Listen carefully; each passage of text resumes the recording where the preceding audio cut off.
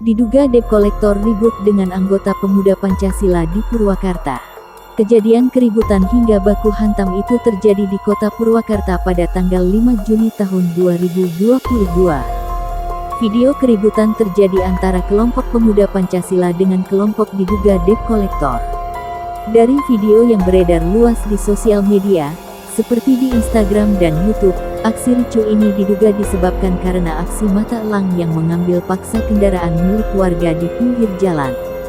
Tampak dalam video terdapat anggota kelompok Pemuda Pancasila dibanting badannya ke jalan. Selain membanting satu anggota PP, mata elang lainnya tampak memberikan bogem muntah.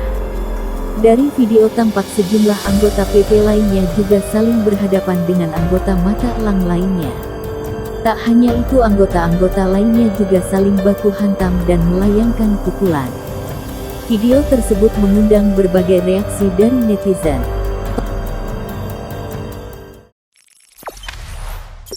Jangan lupa subscribe, share, komen, dan like ya!